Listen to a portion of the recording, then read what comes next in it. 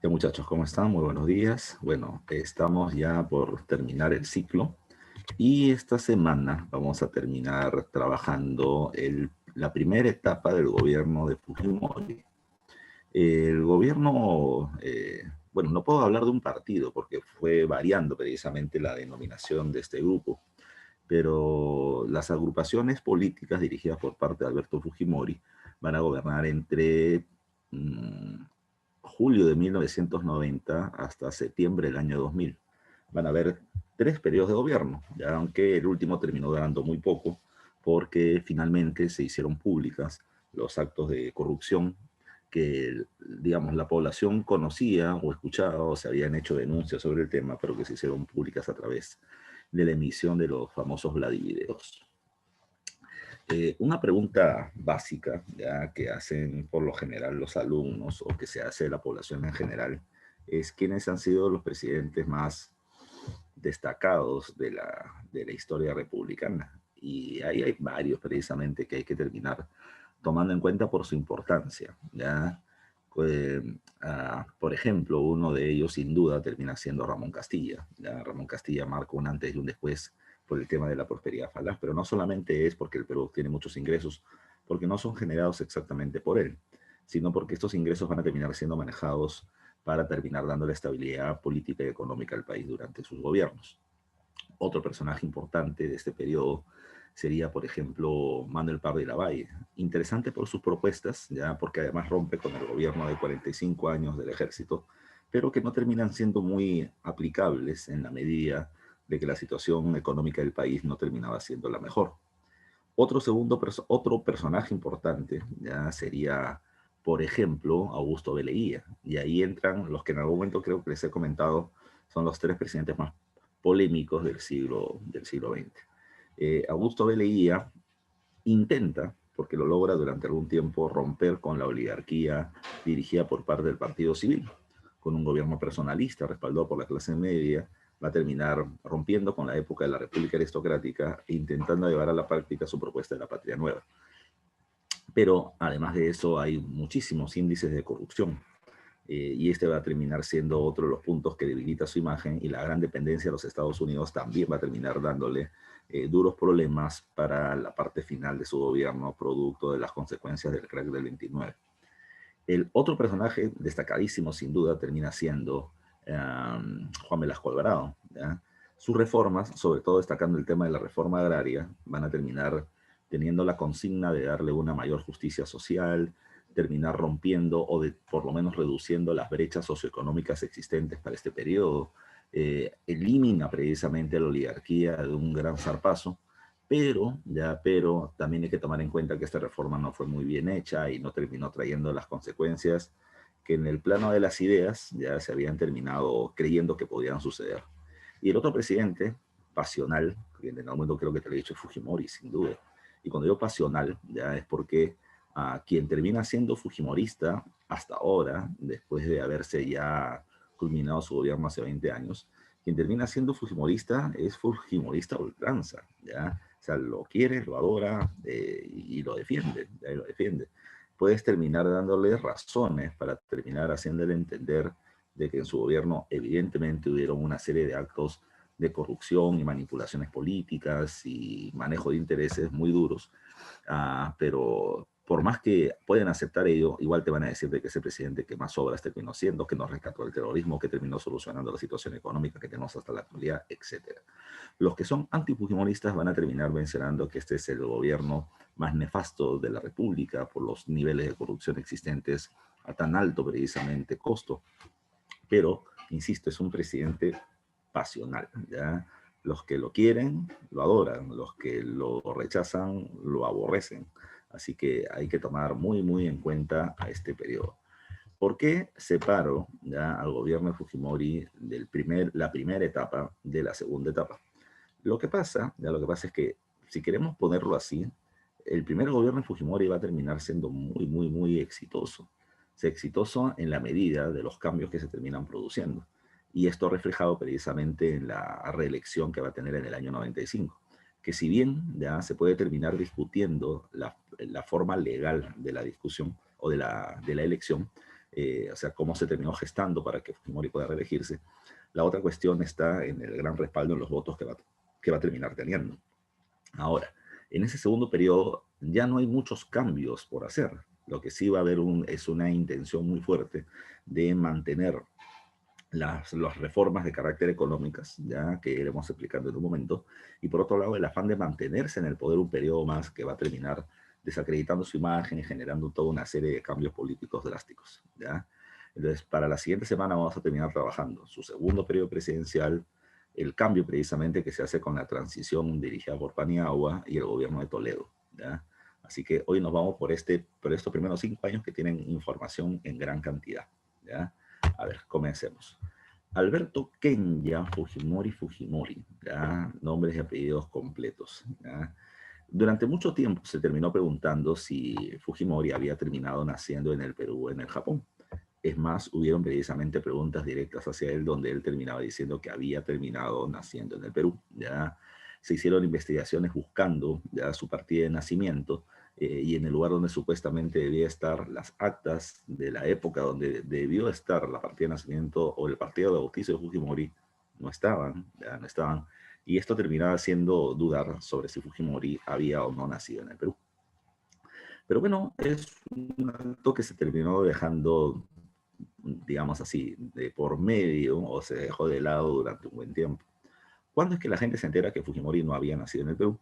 Cuando este personaje huye literalmente del país y se refugia en Japón y termina mostrando no recuerdo el nombre en japonés, pero su partida de nacimiento japonesa para terminar teniendo refugio en este país. ¿Ya? Ahí nos dimos cuenta que Fujimori no había nacido en el Perú.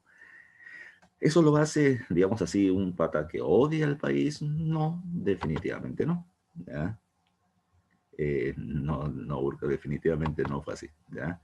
Ahora, hay una investigación de Cecilia Valenzuela, si es que te puede terminar llamando la atención sobre el caso, ¿ya? Y te va a terminar dando todos los datos que te puedo yo mencionar a mayor detalle todavía. Pero no recuerdo el nombre, Kiyosaki creo que es el nombre de las partidas de nacimiento japonesas y él termina sacando eso habiendo nacido en Japón.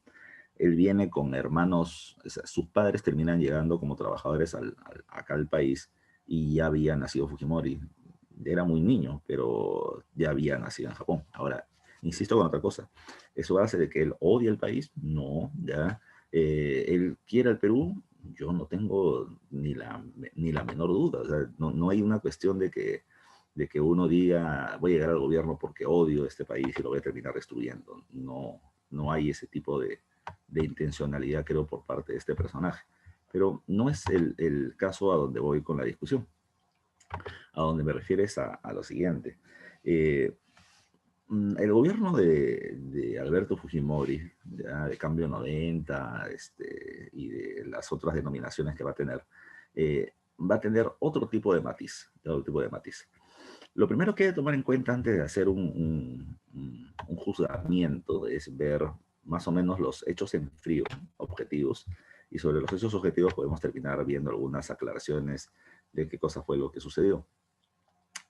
Comencemos por cómo llega Fujimori al gobierno. Bueno, primero hay que tomar en cuenta el contexto, ¿no? El contexto en el que se venía viviendo el Perú y el mundo. El contexto peruano es culminación del gobierno de Alan García Pérez, de su primera etapa presidencial. ¿Cómo había dejado el Perú ya Alan García Pérez? Para muestra un botón, ¿ya? Para muestra un botón. Donde está mi rostro, si te das cuenta, hay un cuadro que muestra el proceso de desarrollo inflacionario que había tenido el Perú. Año 1986, la inflación promedio era de 63%, de 63 puntos.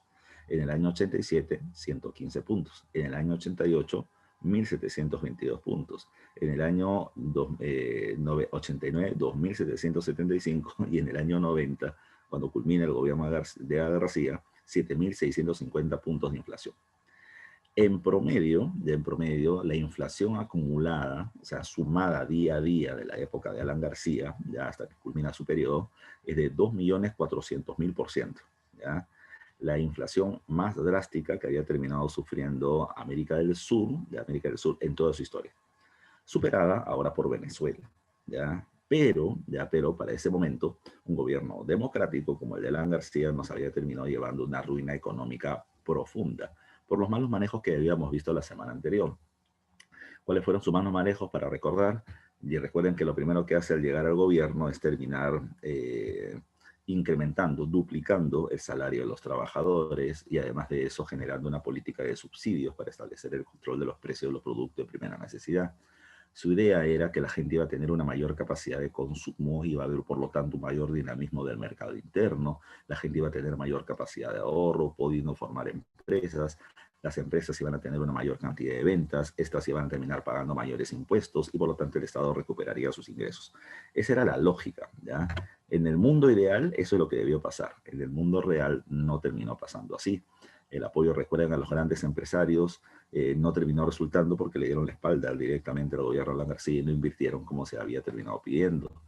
Por otro lado, recuerda que el gobierno se pelea con los organismos internacionales, con el Fondo Monetario Internacional, con el Banco Mundial, al terminar decidiendo pagar ya solamente el 10% de lo ganado por exportaciones y no del PBI como parte del pago de la deuda externa, lo cual nos terminó generando que seamos declarados países inelegibles para préstamos internacionales e inversiones. Es el Perú estar lejos del panorama de las inversiones económicas, ¿ya? El Perú se vuelve un paria, se vuelve un país aislado económicamente del mundo y eso nos termina agudizando más la crisis. Recuerden que el gobierno ante la falta de liquidez intenta estatizar la banca. Los banqueros, que son, digamos, los grupos empresariales más poderosos del país, le dan la espalda a Alan García y esto termina generando un conflicto político interno muy duro. El gobierno, con la intención de que el Fondo Monetario nos vuelva a ver bien y vuelva a apoyar nuestra economía, comienza a eliminar los subsidios y los precios del producto suben, el gobierno no tiene dinero y comienza a emitir los famosos billetes inorgánicos, ¿ya? Los intis, como los que están debajo acá de Fujimori, 5 millones de intis. Los intis pasaron de 5 intis a 5.000 intis a 5 millones de intis. La moneda se devaluaba de manera galopante porque el gobierno está emitiendo dinero sin terminar teniendo fondos y por eso es que la moneda se devaluaba tremendamente. Era un caos tremendo, tremendo el gobierno de Alan García, ¿ya? Una situación muy, muy complicada que se va a terminar yendo en ese periodo. Económicamente, eso es lo que termina heredando Fujimori. Una economía quebrada, ya quebrada. Una moneda devaluada, ya termina recibiendo un país sin préstamos e inversiones extranjeras, ya económicamente caótico, ya caótico. Desde el punto de vista político, ya habría que tomar en cuenta primero que Sendero Luminoso, eso podría ser sociopolítico, ya. Sendero Luminoso, les dije la vez pasada, del año 1987 en realidad había terminado perdiendo fuerza en las provincias, ya en la zona de la Sierra Centro-Sur Andina, donde había iniciado sus acciones o había iniciado su expansión, había ido perdiendo poder, ya. Y esto, y esto hay que tomar en consideración, había terminado disminuyendo su influencia, ¿ya? Pero Sendero Luminoso en el año 87, le decía la vez pasada, va a terminar planteando que, al contrario, que su situación había terminado mejorando y lo que se venía consiguiendo era un equilibrio de poderes con las Fuerzas Armadas, generando el traslado de la guerra hacia la ciudad, ¿ya? Hacia Lima, y comenzando a generar enfrentamientos más fuertes en la capital. No solamente enfrentamientos armados, sino también infiltraciones en organizaciones sociales de base, en los comercios populares, en los vasos de leche, en las organizaciones barriales, en los sindicatos, en los colegios, en las universidades, generando o intentando generar una mayor cantidad de captación de seguidores y lográndolo parcialmente. Lo que sí hay que tomar en cuenta también ya es que, por otro lado, la fuerza del Estado se comienza a reorganizar. Por un lado, recuerden que se crea la Policía Nacional de Perú, se crea el Ministerio del Interior para poder generar un trabajo más eficiente. Dentro de la policía nace el GEIN, que va a terminar haciendo un servicio de inteligencia para ir reconociendo los líderes subversivos y por lo tanto terminar haciendo un enfrentamiento más que frontal, ir reconociendo quiénes eran, dónde estaban y cómo poder enfrentarlos. Por otro lado, en el aspecto político que había sucedido, netamente político, A ver, una de las cosas especiales de esta época es que los partidos, todos los partidos políticos de todas las tendencias ya habían llegado al gobierno, ¿ya? Todos. O sea, habían llegado militares, ya militares, y habían estado civiles. Habían estado gobiernos de derecha, ¿ya? Y gobiernos de media izquierda, ¿ya? De derecha extrema, de derecha muy radical como Sánchez Cerro, Benavides u Odría, ¿ya? Defensores de la oligarquía, de derecha burguesa como Prado y Bustamante, o de izquierda, como la Junta Militar del año 62, el gobierno velasquista, o hasta el propio APRA con Alan García. Pero la cuestión es que no habían terminado generando grandes cambios, y es ahí donde la situación se ponía muy compleja. El APRA, que recuerden ya el gobierno con el discurso de que solo el APRA salvará al Perú, pues no lo había salvado, lo había hundido mucho más. Así que había un, ¿cómo se puede decir? Un desvanecimiento de la posibilidad de que los partidos políticos tradicionales puedan terminar solucionando los problemas del país.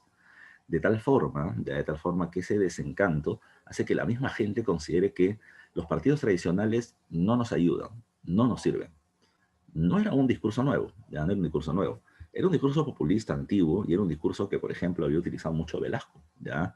Pero que ahora Fujimori lo va a terminar capitalizando, ¿ya? Para un proceso electoral.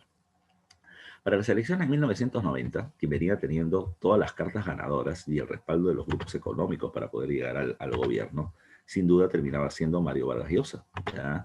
Mario Vargas Llosa, no se olviden, en el año 87 va a terminar encabezando la crítica hacia el gobierno de Alan García por el intento de estatización de la banca, ¿ya? Organizando un grupo llamado con el nombre de Libertad, y donde planteaba de que el Perú tenía que ir ciñéndose a los cambios económicos que venía viviendo el mundo. Y es ahí donde entramos al contexto internacional. En el contexto internacional, recuerden que en la década de 1980 se va a terminar viviendo algo que se le conoce como la doctrina Reagan, ¿ya? Ronald Reagan termina siendo el nuevo presidente de los Estados Unidos y va a terminar teniendo una posición más conservadora, de todo tipo, ¿eh? Desde el punto de vista religioso hasta el punto de vista político, ¿ya? Su relación con la Unión Soviética, en el contexto de Guerra Fría que aún existe, termina siendo diferente, no va a terminar siendo una relación de acercamiento, sino va a ser una relación de distanciamiento. Y algunos lo llaman como la segunda era del hielo o la segunda Guerra Fría, por las tensiones que se va a vivir con los Estados Unidos o con la Unión Soviética y con los países comunistas. Uh, el gobierno de los Estados Unidos y la ONU van a comenzar a presionar, ya a presionar y a manejar precisamente a los partidos donde la izquierda estaba en el gobierno, uno, para terminar promoviendo o gobiernos democráticos o para desestabilizar a los gobiernos comunistas, teniendo éxito, ya, incluso éxito en la misma Unión Soviética. No sé si ya llegaron a ver esto con Depresor Yucra o no, pero recuerden que en estos años el presidente o el gobernante de la Unión Soviética, Mikhail Gorbachev, va a terminar, por préstamos requeridos por el gobierno, por su gobierno, va a terminar aplicando una serie de reformas de carácter liberales, como el Glasnost, ¿ya? Que está ligado al tema de la información y al tema de la libertad política, o el tema de la perestroika, estableciendo reformas de carácter neoliberales. El mundo tendía a eso, ¿ya? Tendía a eso, hacia un sistema democrático electoral, hacia un sistema liberal en el aspecto económico, ¿ya? Y por lo tanto reduciendo el poder o la influencia de la izquierda y de las ideologías ligadas a esa tendencia, ¿ya? ¿Qué va a pasar? ¿Ya? ¿Qué va a pasar? Vargas Llosa, no se olviden, plantea eso, aplicar reformas de carácter neoliberales. Comienza con un discurso muy simple. El estatismo termina haciendo daño. Es decir, el hecho de que el Estado sea el dueño de las industrias termina generando la poca eficiencia que vienen teniendo las industrias del Estado, ¿ya? Genera una hiperburocratización, es decir, tener muchos trabajadores dependientes del Estado y que no se puedan terminar manteniendo, ¿ya? Y la gente estaba de acuerdo con eso porque lo ha vivido en el gobierno de Alan García, ¿ya? Se terminaba planteando, por lo tanto, de que se debería terminar dando una mayor apuesta por la empresa privada, ya sea nacional o extranjera. Hasta ahí todo el mundo de acuerdo, ¿ya? Que se debería terminar promoviendo un cambio hacia un desarrollo de una ola de revolución tecnológica, generando una modernización del país. Y la gente estaba de acuerdo. Todo lo que decía Mario Vargas Llosa en este primer año de su propuesta, en donde se está lanzando ya como candidato, la gente lo respaldaba. Donde pierde Mario Vargas Llosa, y hay un efecto Mario Vargas Llosa en la vida política nacional de ahí en adelante, ya es lo siguiente. Las elecciones peruanas, ya para presidente, recuerden, van a terminar siendo en abril del próximo año, ¿ya? Ni un candidato, hasta ahorita, ya estamos en diciembre, ni un candidato termina siendo mucha aparición en los medios de prensa, ¿ya? Ninguno, ¿ya? Unos más que otros, pero en realidad su perfil termina siendo bien bajo. ¿Por qué? Porque mientras más te expones a los medios y mientras más expones tus ideas, es donde pueden terminar teniendo una serie de flancos vacíos donde te van a terminar golpeando. Eso fue lo que le pasó a Vargas Llosa. Vargas Llosa tuvo una candidatura muy larga, de casi 3 años, y además de eso va a terminar pasándose de sincero, ya se pasó de frío. Vargas Llosa va a terminar planteando de que cuando todo esto que te he planteado se haga, se va a terminar generando, ¿qué cosa? La necesidad por parte de los empresarios de primero, de eliminar la estabilidad laboral, ¿ya? Es decir, ya no es posible, ya no es posible de que un trabajador se quede 30 años o 35 años en una empresa hasta que se termine jubilando, ¿ya? Sino que lo que requiere la empresa es la eficiencia, ¿ya? Y si ese trabajador, por más que esté muchos años trabajando acá, no es eficiente, bueno, por cuestiones del mercado se les terminará sacando. Entonces, mucha gente comienza a decir, oye, y me pueden botar de mi trabajo. Es más, decía Vargas Llosa, si un empresario va a terminar invirtiendo en tecnología, la tecnología aumentará la capacidad de producción de la empresa y reducirá la necesidad de trabajadores. Por lo tanto, los trabajadores que no sean necesarios terminarán siendo retirados. Y además de eso, ya no se va a terminar dando subsidios. Los precios de los productos van a terminar estando de acuerdo a lo que el mercado mande, ya el mercado internacional. Y la moneda ya que tenemos va a tener que ser retirada del sistema porque está súper devaluada. Entonces, cuando Vargas Llosa comenzó a poner ese escenario, Alan García contraatacó. Y digo, Alan García contraatacó, ¿por qué? Porque Vargas Llosa estaba atacando una y otra vez todas las acciones del gobierno. Entonces, lo que va a hacer Alan García es toda una campaña publicitaria utilizando los medios del Estado para poder criticar, ¿ya?, a Vargas Llosa y el famoso shock económico, ¿ya? Así como los grupos de poder ligados a Vargas Llosa hacían publicidad en la televisión diciendo de que este gobierno era una lacra y que las reformas económicas liberales eran necesarias, Alan García va a terminar planteando de que el shock iba a terminar generando mayor desastre al país. Por lo tanto, se generó toda una ola de pánico. Además, Mario Vargas Llosa, ya repito, del Movimiento Libertad, comete un error político gigante ya para las elecciones del año 90. Él para las elecciones del año 90 va a terminar entrando con un grupo llamado con el nombre del FREDEM, ¿ya? Su nombre es el Frente Democrático, que era una alianza disculpa la palabra alianza, ¿no? Yo sé que te duele todavía. Es el Movimiento Libertad, ¿ya? El Movimiento Libertad, Acción Popular y el Partido Popular Cristiano, que en alianza habían gobernado entre el año 80 y 85, que eran partidos de centro derecha, ¿ya? ¿Qué es lo que va a pasar? La gente se va a desencantar de esa alianza. Se supone que Mario Vargas Llosa terminaba representando el individualismo, ¿ya? El hombre que quiere generar cambios con una idea moderna, ¿ya? Pero ahora se está juntando, este hombre con ideas modernas se está juntando con los dinosaurios de los partidos tradicionales. Y ese rechazo al partido tradicional y estas ideas de pánico sobre los cambios que podría generar el shock hicieron que la imagen de Vargas Llosa comience a debilitarse. El APRA, ya que está en el gobierno, decía, ¿a quién podemos usar para hacerle la bronca a Mario Vargas Llosa? Bueno, para comenzar, el APRA terminó poniendo como su candidato a Luis Alba Castro, ministro de Economía y primer ministro de los 2 primeros años del gobierno de Alan García, en ese periodo, recuerden que la situación había mejorado, aumento de los salarios, congelamiento de precios, todo andaba supuestamente bonito. Lo manda como candidato y el APRA clásico venía teniendo su 20% de votos. Ya eso no va a cambiar por más crisis que había habido en el país. Pero con esos 20% y un 80% en contra no podía ganarse elecciones. Entonces el APRA dijo, ¿cómo podemos terminar dándole la vuelta a Vargas Llosa? Entonces, ante la situación de crisis económica, social, política, migratoria, etcétera, que existía en el país, se planteó de que el Perú era un país muy religioso, lo cual es cierto. Entonces, se podría utilizar la religión como medio para terminar logrando captar una mayor cantidad de votos. Pero Luis Alba Castro no era el personaje que podía guiar a eso. Se terminó buscando ya el respaldo en algún momento de Ezequiel Ataucusi Gamonal, ¿ya? Líder de una secta religiosa, ¿ya?, llamada, que terminó convirtiéndose en partido político, ¿ya?, que es el llamado FREPAP, que ahora ya lo conoce porque mucha gente terminó votando por el pescadito, ¿ya? Eh, Pero, ya, si bien él terminaba siendo el líder de una secta religiosa que planteaba que él era la reencarnación de Jesucristo, ya, y venía teniendo una buena cantidad de seguidores, el problema es que no era católico. Y el Perú es un país en donde, si bien los grupos evangélicos habían terminado creciendo y terminaban siendo muy organizados, el Perú era principalmente católico y eso no le iba a terminar, no le iba a terminar generando todos los votos que se pudiera pensar. Entonces es ahí, ya, ya, justo estamos en ese contexto, Samuel. Entonces, es ahí donde entra la figura de Fujimori. ¿Quién era Fujimori? Bueno, Fujimori no es que no sea una persona importante, pero no era tan relevante. Fujimori había sido, bueno, era o es ingeniero agrónomo, había sido rector de la Universidad Agraria de La Molina, presidente de la Asamblea Nacional de Rectores, era algo así como el director de los directores de las universidades. Terminaba teniendo una academia preuniversitaria para poder ingresar a la Universidad Agraria de La Molina, ya.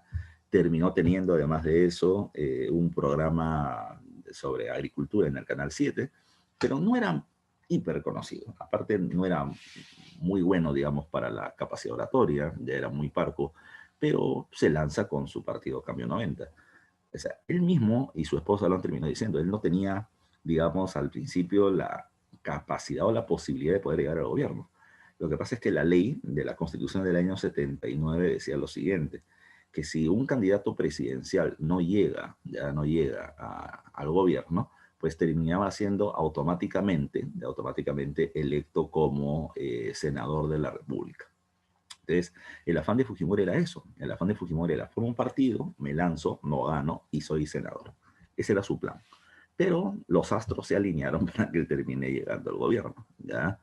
Repito, un Mario Vargas Llosa, ya, cuyas propuestas comenzaban a generar pánico entre la población, impulsadas precisamente por parte del gobierno de turno, un desencanto con los partidos políticos tradicionales, ya, un movimiento hacia la derecha internacional por el movimiento neoliberal que venía impulsando los Estados Unidos, ya, hicieron de que el chinito, como lo comienzan a llamar, se haga cada vez más curioso y esta curiosidad ante el chinito le dé la fama. Cuando digo curioso, ya me refiero es que era el único candidato raro. ¿Por qué? Porque los candidatos en el Perú podían ser blancos, podían ser indígenas, podían ser mestizos, ¿ya? Pero japonés, ¿ya? Japonés. Yo siempre digo esto, en los programas cómicos se le comienza a invitar y a imitar, ¿ya? Y se le comienza a imitar y él mismo además se presta para la broma. Y salía con su kimono como japonés, como samurái, y lo ponían precisamente bajo ese afán, ¿ya? Y la gente comenzó a tener una imaginación positiva sobre el japonés, ¿ya? Es una cuestión muy especial. ¿Por qué? Porque en los procesos electorales la gente no lee, ¿ya? La gente no lee. Y esperemos que en estas elecciones sí lo hagan. Pero la gente no lee las propuestas y la factibilidad de las propuestas de los candidatos, ¿ya? La gente se deja guiar por la imagen, ¿ya? Por la imagen o por, digamos, lo que se puede decir sobre él, ¿ya? Por ejemplo, ¿ya? Por ejemplo, uno dice, o en las elecciones pasadas uno decía, no sé, Kuczynski, economista, ministro de Economía, ha sido primer ministro, tiene además de eso contacto con empresas extranjeras, es un pata muy capacitado, hay que llevarlo al gobierno, ¿no? Keiko, no ha trabajado, ya no ha trabajado, hija de ladrón, ya hija de corrupto, ya entonces la gente le comienza a poner o estigmas positivos o negativos. El estigma de Fujimori va a terminar siendo positivo. ¿Positivo por qué? Porque lo van a terminar poniendo como japonés, ¿ya? ¿Qué es japonés? Japonés serio, ¿ya? Japonés honesto, ¿ya? Japonés inteligente, japonés de pocas palabras y de mucho hacer, ¿ya? Esos son los puntos positivos que se comenzaron a poner. No se ponían negatividades, se ponían solamente cuestiones positivas. Además, era un pata sin un pasado político muy grande. ¿Desde dónde lo terminabas agarrando? ¿Ya? ¿De dónde lo terminabas agarrando? Fujimori terminó creciendo, no solamente por eso, sino porque se dio cuenta que la gente le agarró pánico al shock de Vargas Llosa y él terminó diciendo de que en su gobierno shock no iba a haber, de que iban a haber cambios, pero graduales, pero no de una manera traumática. Y la gente comenzó a ver a Fujimori como una posibilidad. Bueno, en el proceso de la primera vuelta electoral, Vargas Llosa tiene una gran ventaja sobre sus competidores, pero Fujimori es el segundo. Y de acuerdo a la Constitución del 79, los dos candidatos con más votos pasan a segunda vuelta. En la segunda vuelta ya se esperaba el famoso debate presidencial, ¿ya? En el debate presidencial de la primera vuelta Fujimori no se presenta, ¿ya? Fujimori terminó diciendo de que había terminado sufriendo una salmonela, ya se había comido pescado y le había caído mal y estaba con una diarrea de los demonios, y no pudo ir al debate, ya. Y no quiso ir, ¿ya? No quiso ir porque tenía que competir contra Mario Vargas Llosa, ya, escritor internacional reconocido, ganador del Príncipe de Asturias, y que evidentemente tenía una mayor capacidad locuaz y oratoria que Fujimori. Pero para la segunda vuelta sí van al debate que todo el mundo está esperando. Y contra todo pronóstico, yo siempre menciono eso, Fujimori lo revienta a Mario Vargas Llosa. Y lo revienta, ¿por qué? Porque Vargas Llosa fue muy sobrado. Él creyó de que con su nombre, su apellido y su capacidad oratoria le iba a terminar quemando, y Fujimori es el chanconcito al que le hicieron la tarea que va a terminar poniendo los puntos concretos. En ese debate, ya solamente Fujimori se centró en que el shock iba a terminar generando una mayor crisis para la población, y por eso es que él no lo iba a terminar aplicando de manera traumática. Segundo, terminó planteando que el señor Mario Vargas, no le decía Mario Vargas Llosa, y Mario Vargas Llosa va a escribir luego en un libro llamado Como pez en el agua, va a terminar escribiendo toda esa campaña electoral, le va a decir de que eso le terminó molestando, de que no lo reconozca como Mario Vargas Llosa, ¿ya? Sino que lo termine poniendo como un ciudadano común y corriente, Mario Vargas. ¿Ya? Eso le incendió el ego en pleno debate. Y lo tercero que terminó planteando, y es seguramente el golpe más duro que le dio, es que cuando, digamos, Fujimori hace su última intervención, Fujimori termina sacando un diario, si no me falla la memoria es el diario Ojo, que tenía la portada que iba a terminar teniendo el día de mañana. Y en el diario Ojo del día siguiente, después del debate, se planteaba que Mario Vargas Llosa había terminado ganando el debate, cuando lo que se había visto ya en el debate es que Fujimori lo había aplastado. Fujimori, ¿qué cosa dio a conocer? De que los medios de prensa manipulan la información ya a favor del candidato de los ricos, de quienes los ricos han elegido. Y efectivamente así salió la portada para el día siguiente. Y eso va a terminar generando que la gente se desencante de Vargas Llosa y termine planteando sus votos por Fujimori. Repito, Fujimori vence a Vargas Llosa en la segunda vuelta de las elecciones del año 90, ¿ya? Lo que termina convirtiendo a Fujimori, su victoria lo convierte en un outsider, ¿ya? Ese es el término político correcto, ¿ya? ¿Qué cosa es un outsider? El outsider, ¿ya? Es el que termina corriendo por fuera, ¿ya? Si hacemos una traducción. ¿A qué me refiero por eso? Fujimori no estaba en la, digamos así, en las apuestas, ya en las apuestas para quién va a ganar las elecciones en los primeros lugares. Nadie lo venía teniendo en la foto ganadora, ¿ya? Pero él termina siendo el caballito que termina corriendo los últimos 500 metros a toda velocidad y termina llegando primero a la meta. Ya es un outsider, alguien que está fuera del sistema, fuera de los partidos tradicionales, pero que al final, ya sin ser reconocido, termina llegando a tener victoria.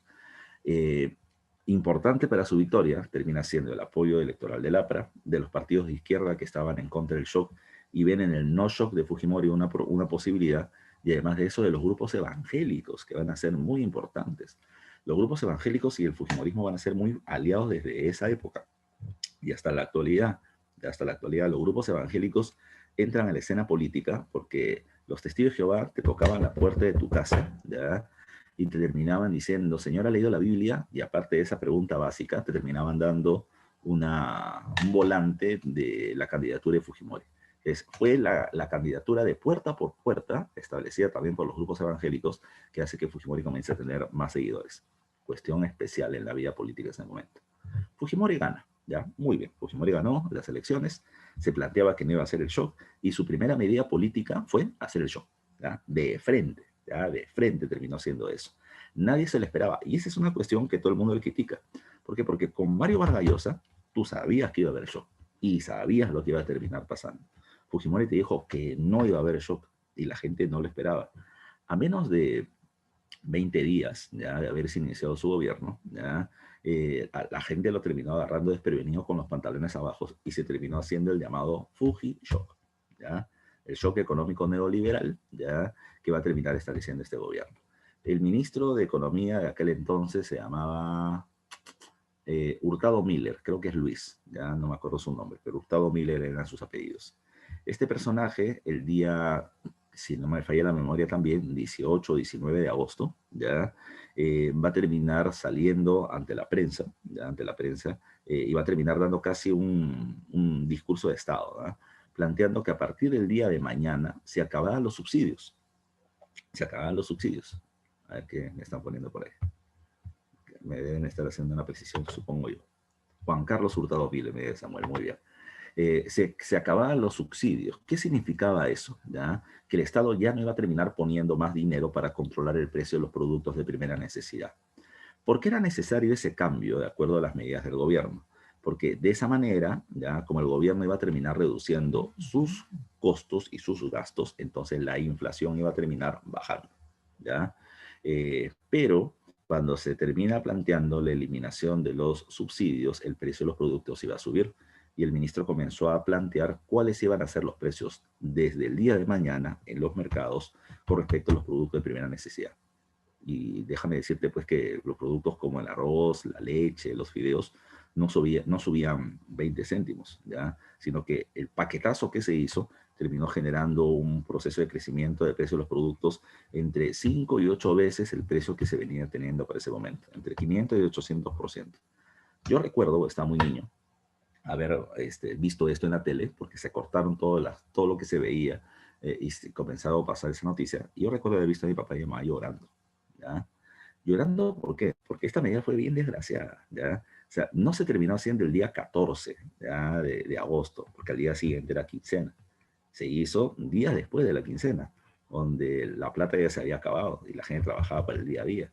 Ver o escuchar que al día siguiente el precio de los productos subía, se quintuplicaba, era una desgracia. Yo era niño, pues no lo entendía, pero mis padres llorando porque sabían de que lo que se venía era feo, ¿ya? ¿Qué pasó? ¿Ya? ¿Qué pasó? Se eliminan los subsidios, ¿ya? Y se elimina además de eso el control del precio de los productos de primera necesidad. Ahora, la cuestión es, profe, pero si Fujimori había dicho que no iba a hacer shock. Bueno, ahí vienen varios temas a tomar en cuenta. Una cosa, y eso yo te lo he dicho antes con Belabunde, una cosa es ser candidato y otra cosa es ser gobernante.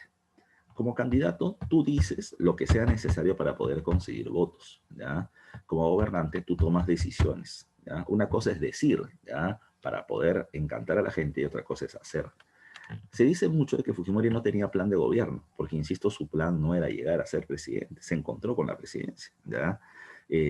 Pero se menciona mucho de algo llamado como el Plan Verde, que cuando él gana las elecciones, los militares le terminan diciendo, ¿sabes qué? Esto es lo que va a terminar haciendo Vargas Llosa y esto es lo que tú vas a aplicar, compadre, ¿ya?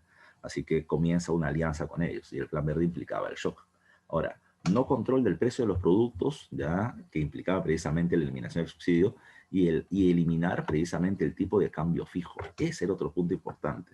¿Por qué? Porque el precio de la moneda nacional se había intentado controlar en base al dólar. Entonces la idea era sacar de circulación el INTI, poner otra nueva moneda, darle estabilidad, ya darle estabilidad, y además de eso eliminar los subsidios y terminar reduciendo el proceso de la inflación. Ese terminaba siendo el objetivo. La pregunta es, ¿la gente se sintió engañada? Sí. La pregunta es, ¿y la gente se terminó movilizando numerosamente a las calles para poder criticar al gobierno? Y la respuesta es no. ¿Por qué no? Si la gente se sentía engañada, profesor, esto hubiese generado en estos tiempos una marcha tremenda. Sí, pero en ese tiempo no. ¿Por qué? Primero, porque Fujimori venía teniendo a su favor, los 100 días de carta blanca. ¿A qué me refiero? ¿A qué me refiero? Cuando se elige a un presidente, por lo general, la gente dice, bueno, ya voté por ti, a ver, compadre, ¿qué puedes hacer? Pues, y termino dando 100 días o los 3 primeros meses para poder ver hacia dónde va tu rumbo, ¿ya? Para poder ver cómo manejas el timón del gobierno, tomando en cuenta una cosa, o hubo un segundo punto, nos podría ir peor de lo que nos había ido con el gobierno de Alan García, con el proceso hiperinflacionario, con la devaluación de la moneda, con el aumento del precio de los productos, con el terrorismo encima, nos podía ir peor. Entonces como que la gente dijo, bueno, peor uno puede decir, ¿no? A ver cómo nos va con este pata. Nos ha mentido, pero a ver cómo nos va, ¿ya? ¿Cómo nos va? Hubieron protestas, sí, pero no terminaron siendo masivas. Ahora, ¿qué resultados va a terminar dando esto? El objetivo de toda esta medida era reducir la hiperinflación, ¿ya? El objetivo de estas medidas iniciales que se van a hacer con el famoso Fujishock es reducir los niveles de hiperinflación. Ahora, no es lo único que se va a terminar haciendo. Se va a terminar generando toda una serie de reformas, un paquete de reformas económicas que incluía, por ejemplo, los ingresos para el Estado. ¿De qué servía? ¿De qué servía terminar elevando, ya, digamos, cambiando el sistema monetario, ya, no controlando el precio de los productos y que esto suba. ¿Ya? ¿De qué servía todo eso si es que el Estado no podía terminar generando políticas de salvación sobre la gente, ¿ya? Que eran políticas de subsidios, y además de eso inversión por parte del Estado para generar puestos de trabajo? Entonces, si el Estado necesita dinero, hay dos formas de poder conseguir dinero. Una es mediante préstamos internacionales, Fondo Monetario Internacional, Banco Mundial, Banco Interamericano de Desarrollo. Pero tú has mencionado y nos has hecho recordar que Alan García nos había terminado sacando de ese panorama. Es decir, de que estos organismos no les querían prestar plata al Perú porque el Perú había roto sus acuerdos con estos grupos. Sí, pero recuerde que desde que uno es electo presidente hasta que asume el mando hay varios meses. En ese lapso de tiempo, Fujimori, ya no solamente Fujimori, ¿no? Sino su grupo de economistas y los asesores que va a terminar teniendo, van a terminar acercándose a estos organismos y le va a plantear: yo quiero que por favor ustedes ayuden a la reconstrucción económica del país. Y estos van a decir: pero ustedes no terminan cumpliendo sus acuerdos. Fujimori dice: pues yo no soy Alan García, yo sí los voy a terminar cumpliendo. Así que dígame qué tengo que hacer y lo haré. Y es ahí donde le plantean: ¿sabes qué? Tienes que hacer la perestroika. La perestroika rusa la tienes que hacer en el Perú. ¿Ya? ¿Qué implicaba eso? Reformas neoliberales. Eliminar el cambio de la moneda nacional, eliminar los subsidios, pagar puntualmente el 10% de tu PBI como parte de la deuda externa, etcétera, etcétera. Y eso es lo que está haciendo Fujimori de arranque, ¿ya? Porque terminaba siendo el requerimiento, ¿ya? de los organismos internacionales para que el Perú pueda recibir préstamos, ¿ya? Entonces, no fue una casualidad, ¿ya? No fue una casualidad, eso fue algo que se fue trabajando en los meses previos, ¿ya? Eso fue llamado como el consenso de Washington, y el consenso de Washington era apoyar al Perú, implicando haga estas reformas neoliberales. Fujimori no va solo. Fujimori es presidente de un país geográficamente grande, pero económicamente pequeño, como es Perú. O sea, no somos España, no somos Francia. Entonces, hubieron dos padrinos que van a terminar apoyando al Perú.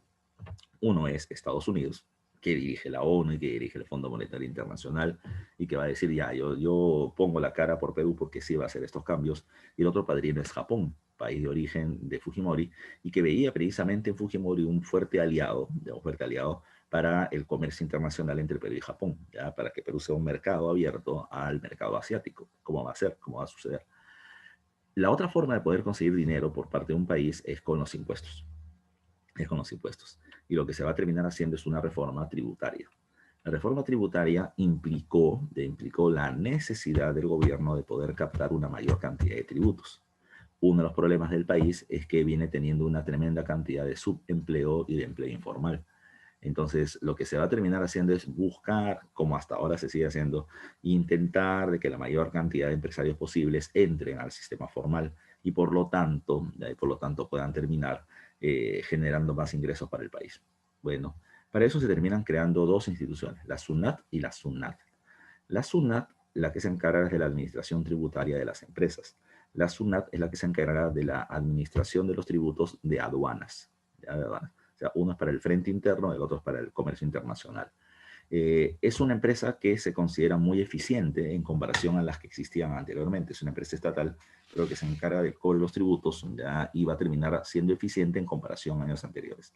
Lo que se estaba buscando con este punto era una modernización del Estado. Y espero recuerdes este término, porque lo hemos hablado, por ejemplo, ¿con quién? Con las reformas borbónicas, lo hemos hablado con el gobierno de Manuel Pardo y Lavalle en el primer civilismo, lo hemos hablado con Leguía, ¿ya? La idea de modernizar el Estado implica que el Estado sea eficiente, que termine dirigiendo cambios, ¿ya? Que la burocracia se termine reduciendo, pero que la efectividad y los ingresos que generen para el Estado sean mucho mayores. Eso es lo que va a ir por ahí en el gobierno de Fujimori, ¿ya? Profe, una pregunta, ¿la burocracia crece o se reduce durante el gobierno fujimorista? Se reduce, es uno de los pocos gobiernos que ha terminado reduciendo precisamente el sistema burocrático y que por lo tanto va a terminar siendo positivo para el país. Profesor, ¿me parece o tú eres fujimorista? ¿Ya? Porque hasta ahorita estoy hablando pura maravilla del gobierno de Fujimori, al parecer, pero la cuestión es que no, yo soy bien crítico del gobierno de Fujimori, pero donde no tengo muchos puntos criticables del gobierno de Fujimori es en el ámbito económico, ¿ya? Y voy a seguir explicando por qué. Con todas estas medidas de corte neoliberal, insisto, un Estado cada vez menos metido en la economía, permitiendo que el mercado la regule con oferta, con demanda, promoviendo las inversiones internas y externas, pues el gobierno está entrando a este sistema neoliberal y está cumpliendo los requisitos de los organismos internacionales y de los inversionistas extranjeros para invertir, de tal manera que el Perú se reinserta en la economía o en la comunidad financiera internacional. Ya, eso es algo que no se puede negar, termina siendo objetivo. Pero ahí viene el otro tema, el tema de la privatización de las empresas. Las empresas que se habían estatizado con la época de Velasco, ya no eran eficientes, y eso lo hemos hablado durante ese gobierno. Pero la Constitución del 79 ya planteaba de que estas no podían ser entregadas a capitales privados, eran responsabilidad del Estado para poder generar autonomía económica para el país. Entonces, ahí venía un problema, porque la perestroika rusa había implicado las privatizaciones y Fujimori también lo tenía que hacer. Pero había un marco legal que era la Constitución y nadie puede estar por encima de la Constitución que no lo permitía. Entonces, ¿qué cosa fue lo que se hizo? El gobierno comenzó a promover la inversión privada, pero las empresas del Estado no podían cambiarse. ¿Qué hace Fujimori? Cambia la Constitución. ¿Ya? Es ahí donde siempre precisamente quiero que se entienda eso, ¿no? El cambio de la Constitución implicaba varias cosas, ¿ya? Implicaba varias cosas. Uno, que Fujimori se pueda reelegir. Sí, es un tema importante para él. Pero el tema más importante de la Constitución del año 93 es el cambio del modelo económico, ¿ya?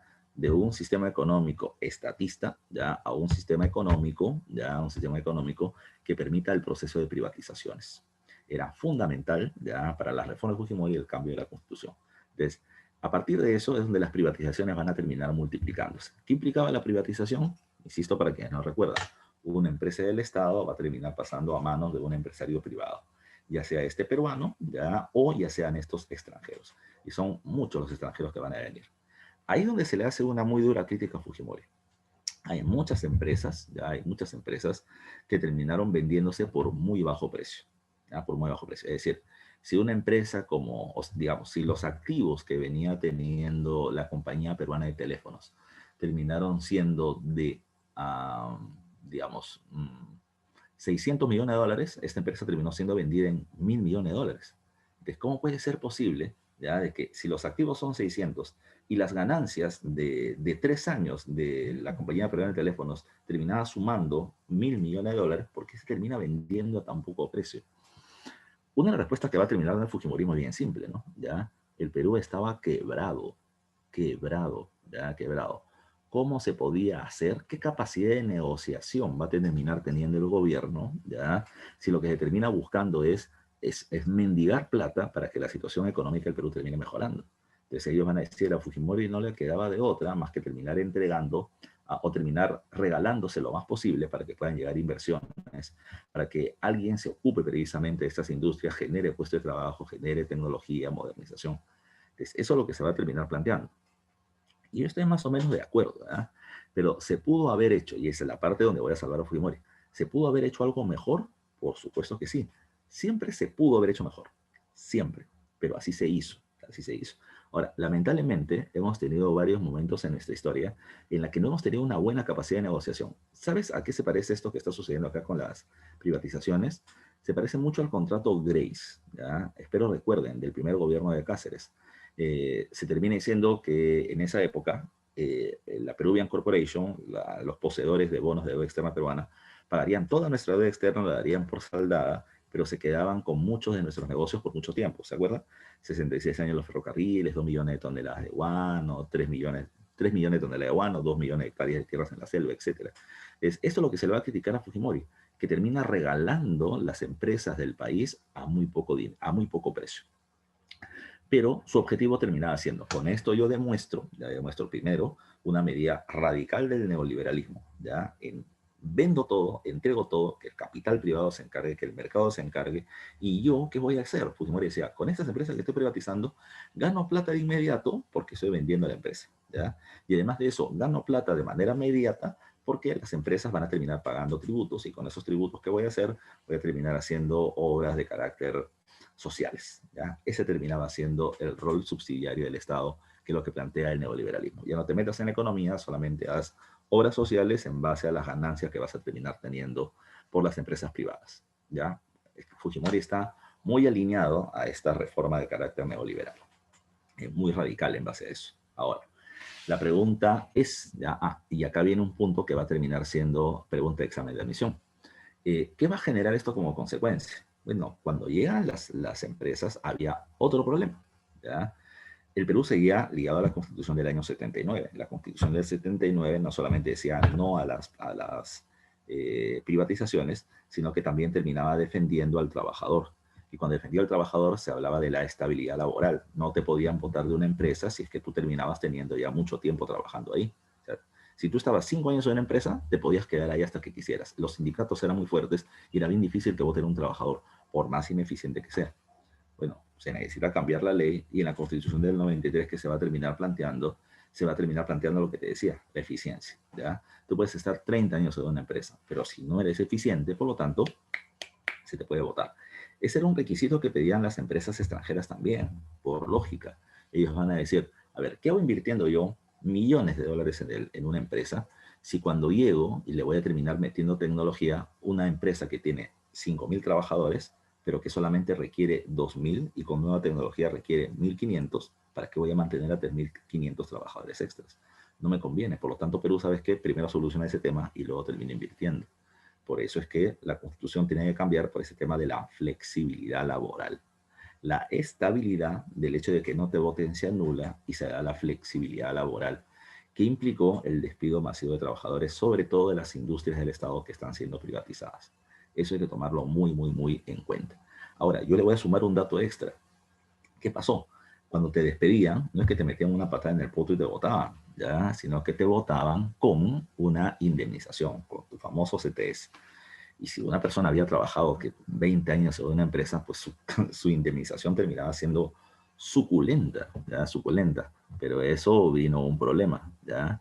A ti te dan tu indemnización, vamos a poner así, de 30.000 millones de intis, ¿ya? Y luego ¡pum!, viene el cambio de la moneda, ¿ya? Tus intis cambiaron. Y como dice acá en esta explicación debajo del billetito del inti, ¿ya? 5 millones de intis se terminaron convirtiendo en 5 nuevos soles. Y esa conversión de la moneda a todo el mundo lo agarró complicado. Porque si tú habías ganado un montón de plata con tu indemnización y no lo habías cambiado a dólares, ¡pah!, tu plata desapareció de un momento a otro. Segundo, mucha gente invirtió su plata en una empresa después del cambio del INTI o al nuevo sol. Se va a terminar metiendo su plata a un banco que se llama CLAE, ¿ya? ¿Cómo se llama este? De Manrique, era su apellido del empresario este. ¿Qué pasó? CLAE te terminó ofreciendo una tasa de interés mensual muy alto por tus ahorros y el banco quebró y la gente se quedó en la calle, sobre todo mucho jubilado, sobre todo mucha persona que había sido retirada ya por muchos años de las empresas y que creía de que ahí iba a terminar teniendo su gran ganancia. Pues quebró CLAE y mucha gente se terminó suicidando, producto de la pérdida de su trabajo, producto de la pérdida de su dinero por todo el tiempo de trabajo que habían tenido. Muy complicada la situación, ¿ya? Me está planteando acá por interno, ¿era necesario? Yo creo que sí, ya era un cambio que se tenía que hacer. Insisto, ¿se pudo haber hecho mejor? Por supuesto, siempre se puede hacer mejor, ¿ya? ¿Cuántas veces en la vida nos hemos arrepentido por las cosas que hemos hecho y que pudiéramos haber hecho mejor? Siempre, siempre, siempre. Pero después de la batalla, todo el mundo es buen general. Les vuelvo a insistir, hasta acá yo sueno súper hiper fujimorista. Profe, ¿qué pasó con la inflación? Fujimori, recuerda, la agarra 7.650% en el año 90 y para el año 91 había terminado bajando a 139. ¿Por qué? Porque el Estado ya no se metió más, ya no se metió más en los subsidios, en el control monetario, etcétera.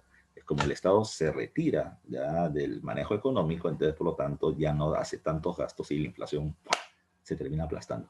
Eso es lo que la gente le terminó llamando la atención de manera positiva. O sea, si bien ese cambio fue drástico, ya el resultado terminó siendo positivo. Y de ahí la estabilidad. Año 92, la inflación termina llegando creo que a 14 puntos y en el año 93 termina llegando a 2 puntos. ¿Ya? Y ese es normalmente el proceso inflacionario que tenemos anual de ahí en adelante. 2 puntos, 3 puntos, 4 puntos, 1 punto. Por lo general no pasamos de 1 punto. ¿Ya? Y ese es el legado de Fujimori, ¿ya? Hasta ahorita. Además, ya nos hemos acostumbrado, ya, o sea, todos los que hemos nacido en los 80 para adelante nos hemos acostumbrado a eso, a la estabilidad económica. Y cuando un candidato presidencial comienza a amenazar dicha estabilidad, nos terminamos sobresaltando, ¿ya?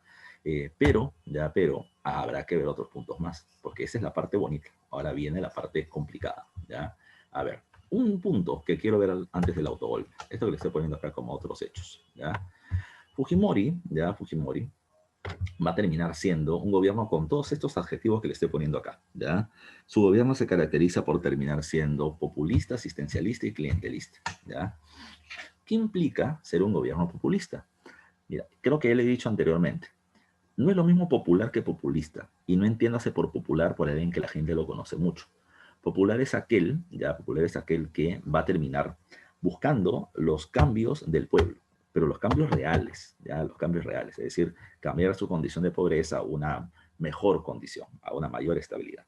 El populista lo que va a terminar haciendo es, en lugar de darte el pan, darte las migajas, ya, darte algunas cositas, ya, arroz, leche, azúcar, etcétera, ya, para que la gente se sienta bien, ya se sienta protegida y por lo tanto termine viendo al presidente como el padrecito que siempre le va a solucionar los problemas. También podríamos hablar de un rol paternalista, ya, por parte del gobierno. Asistencialista por eso, porque el gobierno va a terminar dando el comedor popular, el vaso de leche, va a terminar dando alimentos baratos precisamente a los comedores populares para que la gente pueda alimentarse. Por eso está bien, que las condiciones de pobreza no se van a solucionar con eso, ¿ya? El pobre seguirá siendo pobre, comerá mejor con menos plata, pero va a seguir siendo pobre. Y me conviene su condición de pobreza porque decir, pucha, antes me moría de hambre, ahora sigo siendo pobre, pero no me muero de hambre. ¿Y por qué no me muero de hambre? Porque papá gobierno me ayuda, ¿ya? Y esa es la asistencia que me termina dando. Y el pobre se mantiene pobre y eso le conviene precisamente a un grupo. Y eso lo que hay que tomar en cuenta. Estas medidas terminan siendo consideradas como de manipulación. Y ahí viene el tercer punto, el clientelismo. En política, la manipulación no termina siendo gratis. Yo te termino dando algo porque algo quiero a cambio. Y lo que quiero a cambio en el clientelismo son tus votos, ¿ya? Fujimori en este momento está comenzando a ganarse una aprobación poblacional popular muy fuerte, no solamente para que la gente respalde sus medidas, sino para que la gente posteriormente respalde su continuidad en el gobierno. Entonces, el gobierno va a hacer una serie de uso de recursos del Estado para ganarse el apoyo personal de la población. ¿Y qué instituciones va a terminar utilizando? Ahí está. Primero, el Ministerio de la Presidencia. El Ministerio de la Presidencia fue creado ya por parte de Alan García y fue, digamos, culminó su gobierno y ese ministerio se acabó porque fue muy criticado. ¿Criticado por qué? Porque al presidente le terminaron dando una gran cantidad de fondos económicos para que pueda terminar haciendo obras y el gobierno de Alan García fue hiperpopulista. Y Fujimori lo va a reactivar, ¿ya? Fujimori lo va a reactivar. Ahora, la pregunta es, ¿era necesario o no? Vamos a ponerlo en frío. A ver, Fujimori desde que llega al gobierno tiene un problema político. El problema es que él es presidente, pero la mayoría del Congreso no la tiene. La mayoría del Congreso la termina teniendo el partido de Mario Vargas Llosa, bueno, el Fredemo, ¿ya? Que era una oposición al gobierno de Fujimori. Fujimori, cada vez que iba ya a un barrio popular, ¿ya? Y terminaba inaugurando la construcción de una pista, agua, desagüe, luz, ¿ya? O de cualquier cosa, o de un colegio, ¿ya? Fujimori no perdía tiempo para decir ante la prensa de que estos cambios que se han hecho terminan siendo importantes, terminan siendo buenos, terminan siendo necesarios, pero que se pudiera hacer mucho más, ya mucho más, si es que el Congreso no se pusiera las reformas que el Estado está proponiendo. O sea, Fujimori terminó preparando psicológicamente a la gente para decir de que este Congreso no servía, este Congreso era obstruccionista y este Congreso debía desaparecer. La gente le fue agarrando tirria al Congreso. No sé si te suena, ya no sé si te suena, pero es lo mismo que terminó haciendo Vizcarra con respecto al Congreso antes de tumbárselo.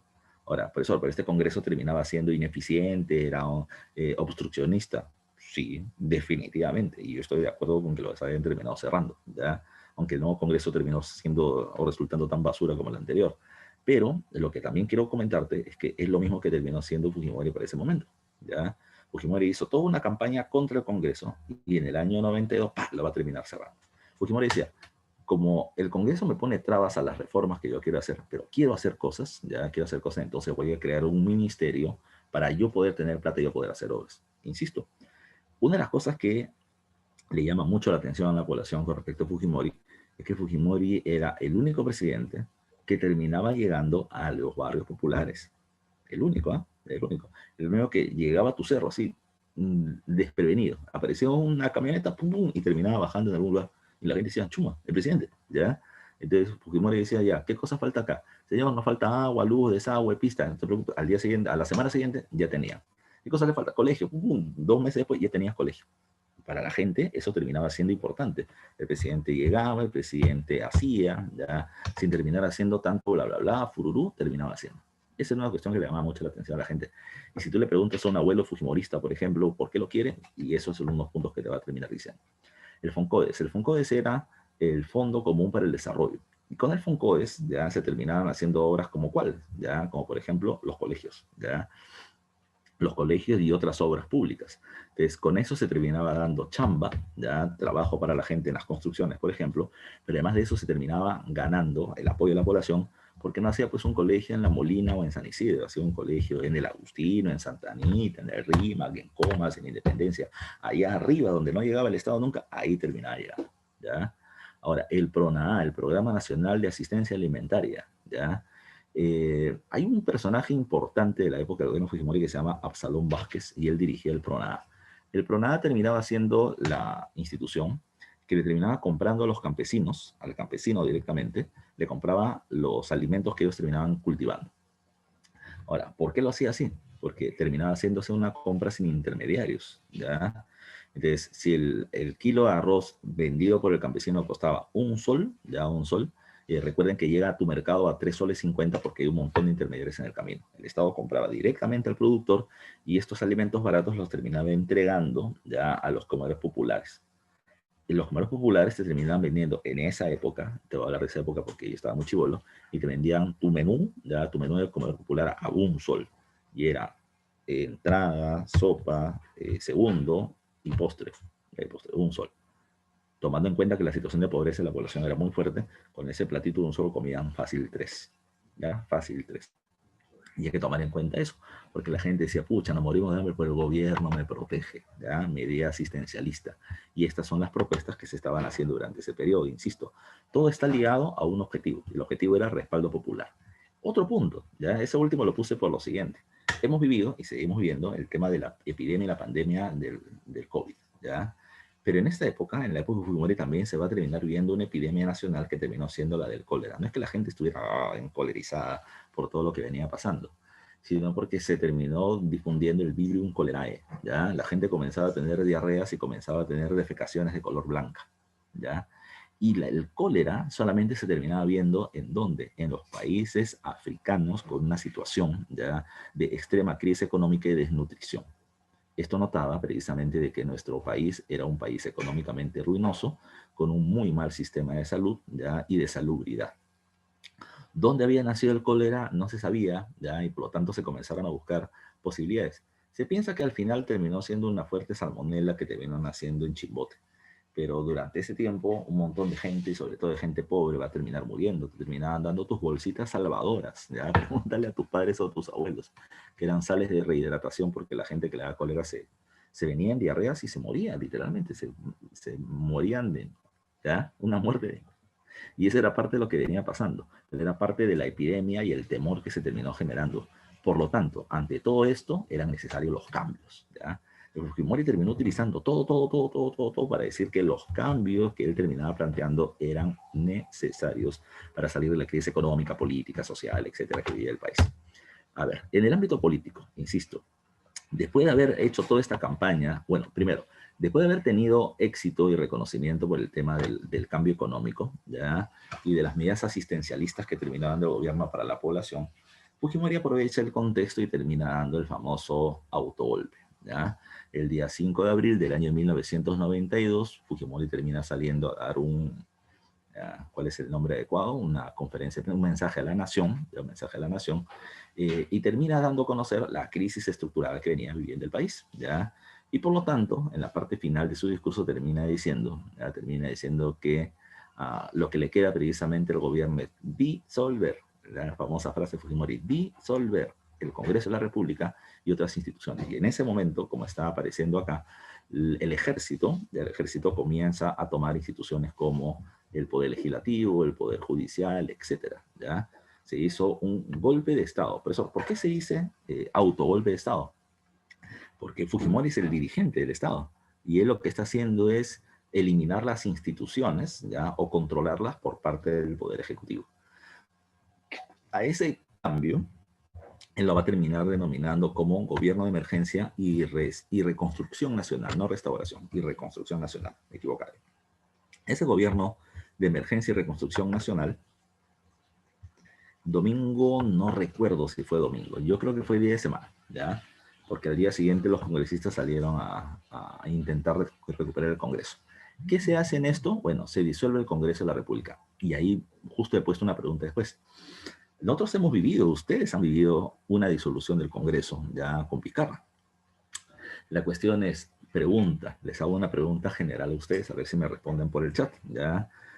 Cuando Vizcarra terminó disolviendo el Congreso, ¿ustedes qué pensaron? No, está mal ese presidente, cómo va a terminar rompiendo la institucionalidad democrática del país. Está bien que saquen esos congresistas que no hacen nada, corruptos, como echados que vienen con mi plata y no terminan trabajando bien, ¿ya? ¿Qué dices tú? ¿De acuerdo o en desacuerdo con el cierre del Congreso que hizo Vizcarra? Hay 43 personas en sala, ya escuchando la clase, a ver si puedo leer por lo menos a 15, ya, que están vivos. ¿Qué dicen ustedes? ¿Estuvieron de acuerdo o en desacuerdo cuando Vizcarra terminó cerrando el Congreso? Ponme de acuerdo, ponme sí, ya. Uno nomás, los demás están muertos, dos, ya. Los demás están tomando desayuno, tres, y no invitan, cuatro, cinco, seis, ya.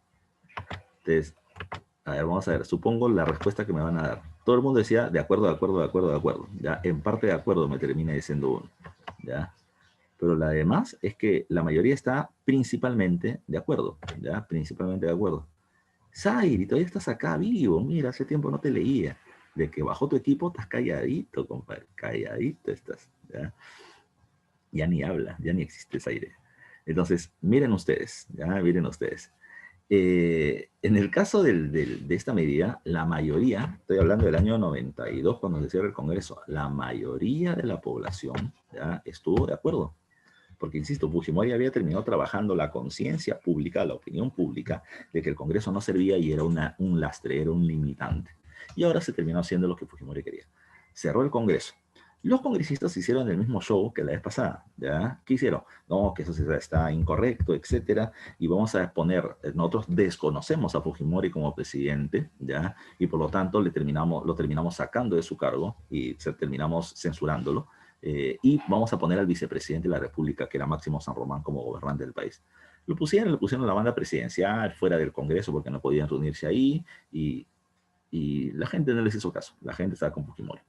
No solamente eso, sino que hace una intervención del sistema judicial para terminar ¿cómo es? Reorganizando el Poder Judicial. Porque ¿de qué se acusaba el Poder Judicial? De que había una inmensa cantidad de jueces corruptos, ¿ya? Profesor, ¿y eso era verdad? Por supuesto. ¿Y qué hizo Fujimori? O sea, esos jueces corruptos. ¿Y qué hizo Fujimori? Puso sus jueces corruptos. Ahí es donde yo le tengo mucho temor siempre a la reforma del Poder Judicial. Porque sacas a unos, ¿ya? Y pones a otros. Esos otros en teoría deberían ser mejores, pero por lo general solamente es un golpe de Estado. El Ejecutivo va a poner su gente en todas las instituciones del Estado. Y eso es lo que sucede durante este proceso. Cuando hablamos del control de los medios de comunicación, no me refiero a que el gobierno va a terminar pagando por todos los canales o que va a terminar sacando los directores y poniendo ahí. No. Durante los primeros años no se vio tanto así, ya no se vio tanto así. Solamente hubo un caso muy evidente, un caso muy evidente.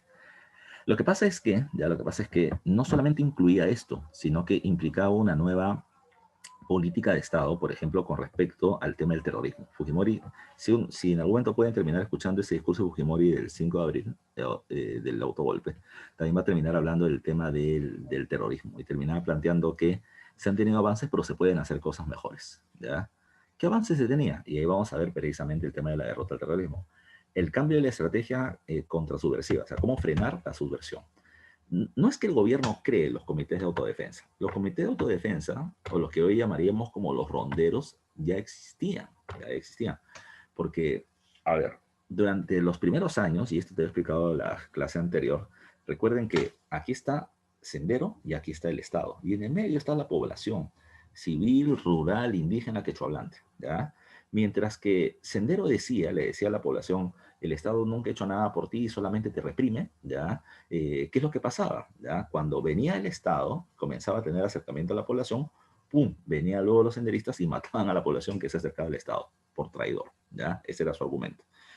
Cuando venía el Estado, de en un lugar donde se pensaba o se sabía que habían senderistas, pero no sabían quiénes eran, le metían bala a toda la población porque de 100 personas que mate, por lo menos maté 5 terrucos y es un avance. Entonces, al fin y al cabo, la población más desprotegida terminó siendo la población civil, ya la población civil. Pero esa población civil es la que tenía que vivir día a día con el avance de Sendero. Por eso es que ellos se comenzaron a armar, pero no venían teniendo suficientes armas para poder enfrentar a Sendero Luminoso. Que no es que compre armas a nivel internacional, le quitaba armas a los militares, a los policías, o tenía dinamitas que robaban en las minas y hacía así explotar todo. Pero no había un sistema, un soporte logístico para poder enfrentar a ellos. ¿Qué hizo el gobierno de Fujimori? Una de las medidas estratégicas que hace el gobierno de Fujimori es acercar el ejército a la población. La población le tenía miedo al ejército, le tenía molestia al ejército, pero ahora se comienza a acercar. ¿Cómo? ¿Cuál fue la estrategia? Fiestas patronales, ya en la fiesta del Santito tal o la Virgen tal, llegaban los militares con una camionada de chelas, ya, y se ponían a tomar con la gente. Y entre chela y chela se hacían patas y le decían, yo me estoy enfrentando a Sendero Luminoso sin el apoyo del Estado. Los puedo hacer, los puedo enfrentar más y les puedo terminar hasta ganando, pero necesito armas. Ya, y lo que pedían los ronderos o los comités de autodefensa era armas. El gobierno decía, pucha, pero ¿cómo le entrego armas? Porque yo no sé si en realidad estos en realidad son de las rondas o en realidad son terrucos. Entonces, ¿cómo le entrego armas? El gobierno les comenzó a entregar armas, pero no las entrega pues una Kalashnikov, no le termina entregando fusiles AKM, les termina entregando unas armas antiguas, retrocargas, ya retrocargas, para que se enfrente. Y los comités de autodefensa son considerados como el freno de Sendero Luminoso en la zona rural, en la zona de las provincias. Segunda medida, los jueces sin rostros, ¿ya? Ese también era otro caso, y ahí vamos a ver hasta temas jurídicos. ¿Qué pasaba? Hubo muchos casos en los que, por ejemplo, senderistas como Morote, que era uno de los pesos pesados de Sendero, en una de las veces que fue capturado, terminó pasando su proceso judicial ante un juez ya, civil, común y corriente. Y cuando el juez le terminó preguntando, ¿usted se termina declarando culpable o inocente ya, de los casos que se le vienen imputando? Él dijo, eh, bueno, señor juez Francisco Humberto Mendoza Mendoza, ya, que vive y le daba la dirección, ya, que termina estando casado con la señora tal y que viene teniendo hijos tal, tal, tal, con tal nombre, que estudian en tal colegio y que a las 7:30 de la mañana terminan saliendo de su casa rumbo a su escuela, que termina encontrando en tal dirección, yo me declaro inocente. Si te das cuenta, era una amenaza, le habían hecho un raqueteo precisamente al juez y el juez humano se moría de miedo contra un terrorismo que no te secuestraba. El MRTA te secuestraba, Sendero te mataba. Entonces, ante eso decían, señor, usted inocente, ¿ya? Y así, precisamente, los jueces, sabiendo que se exponían ya a posibles persecuciones, secuestros, asesinatos, extorsiones, se morían de miedo ante Sendero y preferían no perseguirlos. De tal manera que por eso se planteó, bueno, ¿cómo podemos hacer ello? Vamos a hacer juicios militares en las bases de la Marina con jueces encapuchados, por eso se le llama jueces sin rostro, ¿ya? Que terminen utilizando o código penal o código civil, ¿ya? Pero con jueces que no se puedan ver. Esos son los famosos jueces sin rostro. Entonces, ahí sí ya te terminaban juzgando 20 años, 30 años, penas severas, ya penas severas, pena de cárcel perpetua, etc. ¿Dónde estuvo el problema? Que ante los organismos internacionales, tú no puedes terminar juzgando a un civil porque el senderista, terrorista, sigue siendo civil, ¿ya? No lo puedes terminar juzgando bajo un código penal o bajo un código militar, porque él no es militar, ¿ya? Así que por eso es que muchos procesos judiciales contra los senderistas van a terminar siendo considerados viciados, ¿ya? Viciados y se les va a tener que reenjuiciar cuando acabó el gobierno de Fujimori, ¿ya? Y los fujimoristas van a decir así, que esto que el otro, lo que pasa es que la calle Fujimori fue una conspiración terrorista de los caviares de la izquierda para liberar el terrorismo. No, Fujimori terminó tomando esta medida que va a terminar trayendo esas consecuencias como terminó trayendo. Por otro lado, estaban los llamados destacamentos paramilitares, ya como el Grupo Colina o el Destacamento Colina. ¿Qué pasó? Y ahí viene uno de los puntos que justamente corté del tema de los medios de comunicación. El destacamento Colina, Grupo Colina, era un grupo de militares que estaba actuando, ¿ya? Que estaba actuando, digamos, a escondidas o a las sombras del ejército. En teoría, ya, en teoría.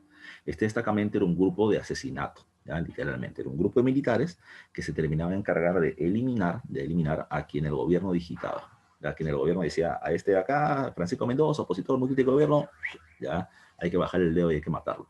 Y así se terminó haciendo. ¿A qué me refiero? ¿A quiénes mataron el Grupo Colina? Bueno, matan a una serie de dirigentes de izquierda, ¿ya? Matan gente que era terrorista, también hay que tomar en cuenta eso. Matan periodistas que tenían una posición crítica al gobierno de izquierda y los acusaban de terroristas y los terminaban matando.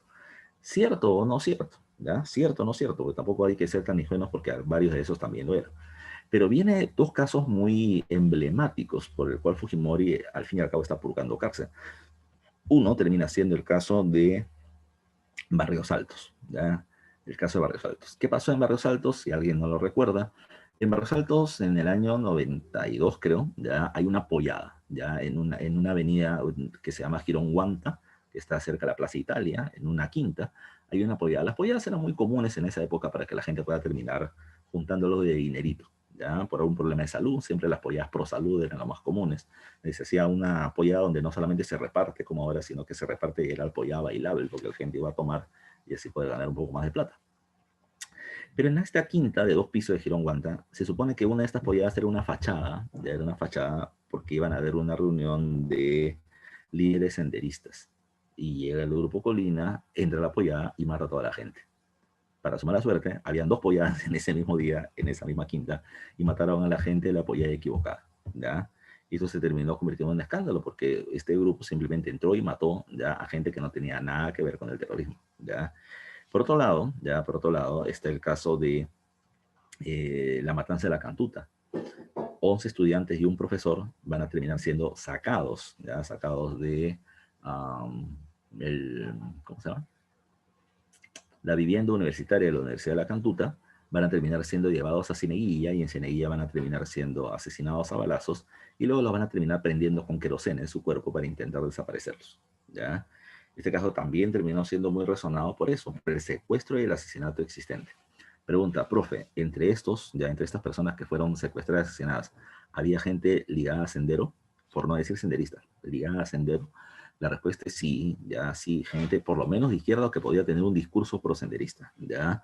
La pregunta es, profe, ¿entonces está mal que los haya matado? Por supuesto que sí, ya, porque Fujimori es el jefe del Estado y el Estado está regulado por un sistema de leyes y no puede ser el gobierno, ya, el primero que termine violando las leyes que ellos tienen que defender, ya.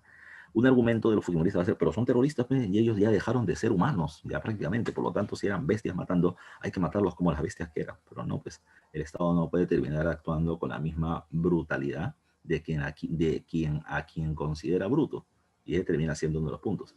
Debieron capturarlos, enjuiciarlos y darles la cadena que sea, incluso pena de muerte si es que se hubiese querido. Pero la cuestión está, ya la cuestión está en que acá el gobierno terminó pasándose de la mano, o se pasó de la raya con estas acciones. Esto fue denunciado en un programa que se llamaba Contrapunto, que salía en el Canal 2, lo que ahora es Frecuencia Latina, que era dirigido por Baruch Ipcher, el canal, ¿ya?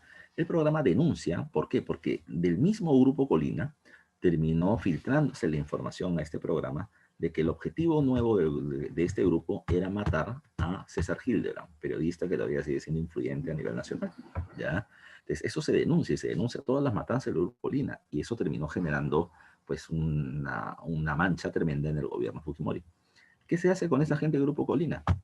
Se les encarcela previamente a las 2 personas que el Grupo Colina consideraba que habían terminado filtrando la información, las terminaron matando al interior del mismo grupo, ¿ya?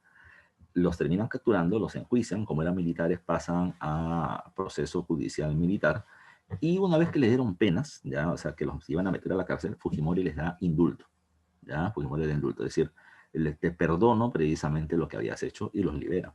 Y es esto lo que termina quemando Fujimori. ¿Por qué? Porque si Fujimori los termina indultando, ya indultando, por las obras que habían hecho a favor del Estado, en la lucha contra el terrorismo y todo lo demás, Fujimori tiene que saber el expediente de todo lo que terminó pasando, de las denuncias que habían por los asesinatos selectivos que habían terminado realizando. Y más adelante se va a terminar diciendo, pero Fujimori es de acuerdo a la Constitución del 93, es el jefe supremo de las Fuerzas Armadas.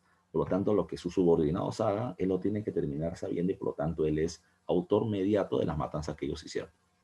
Y por eso es que por esa característica de la autoría mediática, muchos años en la cárcel. Otra cuestión. Precisamente es ahí donde viene el control de los medios de comunicación. Se termina tirando una bomba y es ahí donde no se sabe muy bien si es que es Sendero o es el mismo Estado quien termina lanzando una bomba contra el Canal 2 y eso termina generando mucho más pánico. Luego se va a terminar haciendo una denuncia de que Baruch Ibcher, que era de nacionalidad israelí, judío, de acuerdo a ley él no podía ser extranjero y tener un medio de comunicación en el Perú. Por eso que lo terminaron votando y a sus accionistas minoritarios, los hermanos Winter, ya Samuel y Mendel Winter, se les pone como accionistas mayoritarios. Y desde ahí el Canal 2 se pone pro gobierno, pero se habla de un control de los medios de comunicación.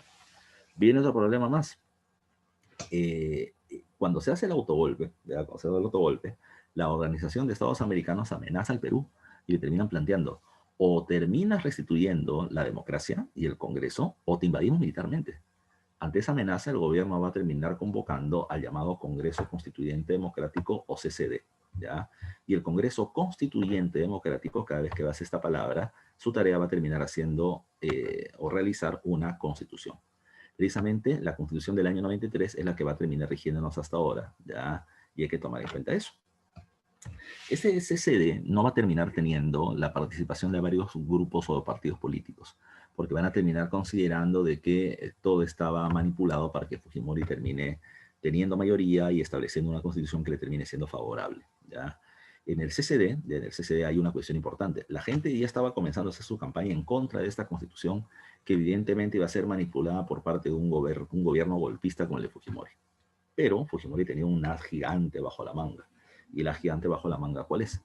El autogolpe se dio en abril, pero en septiembre de ese año se termina produciendo. Primero, en junio se produce la captura del líder del movimiento revolucionario de Tupac Amaru, que era Víctor Poley Campos.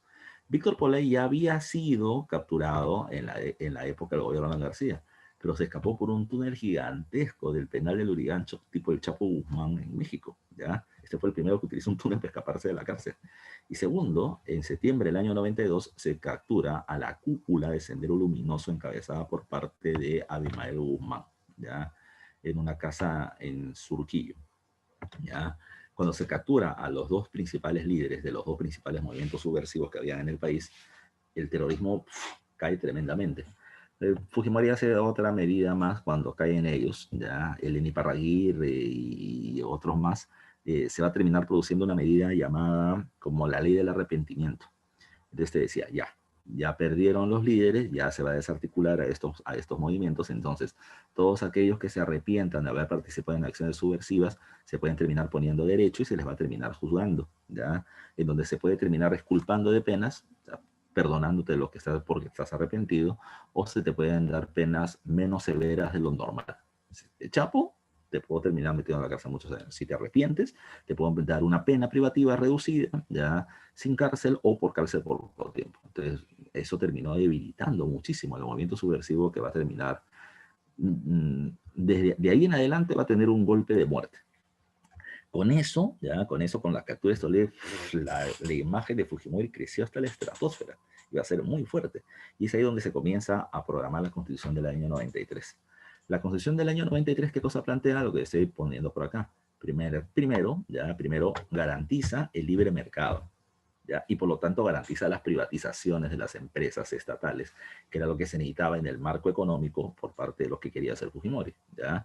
Por otro lado, se planteaba que el presidente tenía derecho a una reelección presidencial inmediata, ya inmediata. Antes había derecho a la reelección presidencial, pero tenías que esperar por lo menos un periodo. Ahora no. Ahora Fujimori en el 95 podía ser candidato nuevamente. Se establece o se elimina la bicameralidad. Ya no hay Cámara de Senadores y Diputados, sino solamente habrá una sola Cámara para un Congreso eficiente. Ya es lo que se terminaba planteando, pero ya vemos que no lo es tanto. ¿Ya?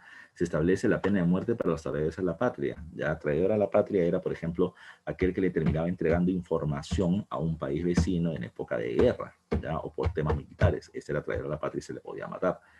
Se establecía además de eso órganos constitucionales autónomos, teóricamente, como el Tribunal Constitucional, que era el que evaluaba si una ley del Congreso era viable o no era viable, si era constitucional o no.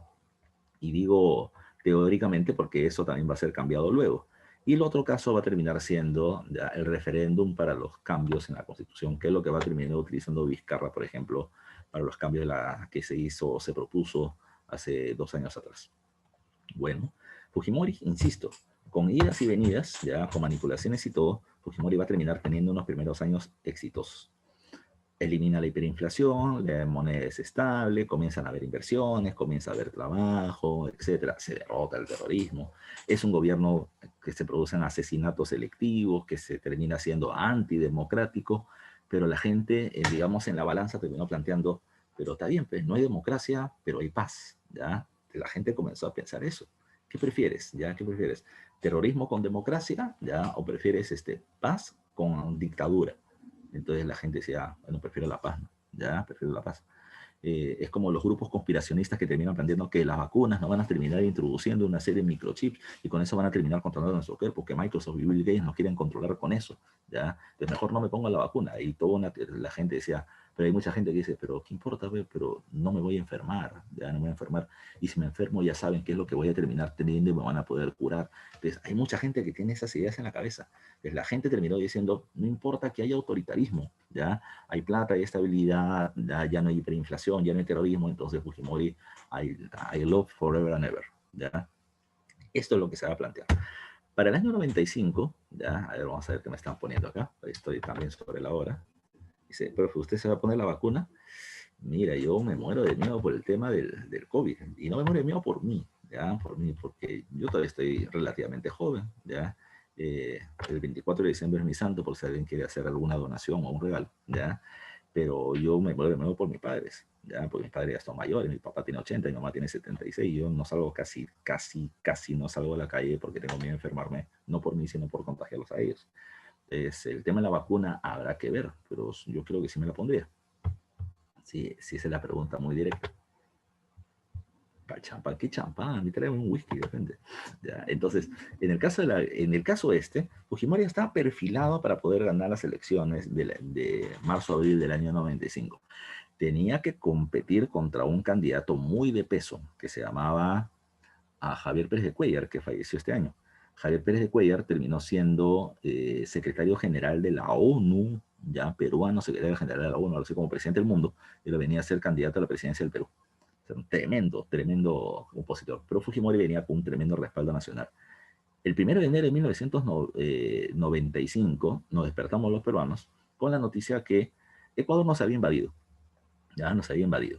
Y cuando Ecuador nos había invadido, pues era por el mismo tema de siempre, porque no estaban de acuerdo con su frontera y querían más territorios.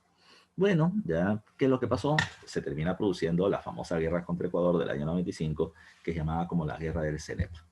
Automáticamente el Estado termina movilizando las tropas y es en esta zona que está de azul, ya donde se van a terminar produciendo las principales acciones militares, sobre todo en estos 3 puntos que están acá, ya. Y ahí están los nombrecitos: Tiwinza, Base Sur y Cueva de los Tallos, que es lo que le estoy poniendo por acá, ya. Son las 3 zonas principales donde se van a producir las acciones armadas durante esta guerra. Después de un mes, bueno, en ese periodo de un mes, el gobierno va a terminar comprando aviones de procedencia rusa, ya los Sukhoi, los MiG-29, que en plena guerra van a terminar siendo tumbados por parte de los ecuatorianos. Un caos, ya un caos. Esta guerra es un tema debatible. El gobierno va a terminar diciendo que la gana, el gobierno peruano va a decir que la gana. En realidad, muchos consideran, y yo estoy de acuerdo también, que esa guerra la perdemos, de esa guerra la perdemos. Pero, profesor, pero si el gobierno dice que la ganamos, pero no, no, lo que pasa es que estamos cerca, ya a nada del proceso electoral. Y el gobierno Fujimori no podía terminar apareciendo como un gobierno derrotado, sino que como un gobierno triunfador. Por eso es que se pide precisamente que la guerra acabe ya y se firma la declaración de paz de Itamaraty. Y desde ese momento van a comenzar a verse una serie de negociaciones para terminar cerrando la frontera, ya la frontera con el Ecuador, que recién se va a resolver en octubre del año 98 con el Acta de Brasilia. Se pudo haber resuelto en el año 96-97, pero se produce la toma de la embajada de Japón y el ministro de Relaciones Exteriores terminó siendo tomado como rehén. Por eso que ese tema también es el que terminó quedando en el tintero durante algún tiempo. Pero esto va a ser el cierre de la frontera con el Ecuador, que Fujimori lo va a poner así como ya, yo cerré todas las fronteras o puse fin a la última frontera que nos faltaba por cerrar, pero terminó siendo una guerra, como le pongo acá, usada de manera mediática, un Fujimori vencedor, ya con una fuerza armada de su lado, ya le ganó el terrorismo, terminó defendiéndonos del desorden interno y nos protegió de los invasores externos, super Fujimori, ¿no? Fujimori en las elecciones del año 95 termina ganando en primera vuelta con 65% de los votos. Aplastante, aplastante. Si bien en el primer gobierno tiene toda una serie de aspectos positivos, pero con una dictadura muy fuerte, en el 95 al 2000 es donde se desarticula todo este gobierno. Hubo una serie de acciones de corrupción muy, muy, muy evidentes, que no eran nuevas, venían de atrás, que van a ser muy evidentes durante ese periodo, pero eso ya lo vemos en la próxima clase. ¿Ya? Así que no sé cuánto tiempo me pasé, 6 minutos. A ver, te voy a dar tus claves, ya te voy a dar tus claves de la sesión de esta semana. Lo colgué por si acaso en el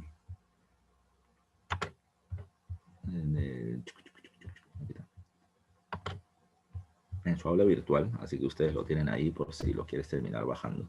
Y dice acá, a ver, en la selección de 1990, Mario Vargas Llosa fue derrotado por Alberto Fujimori. Entre las causas de esta derrota se encuentra, ya, Vargas Llosa evidentemente.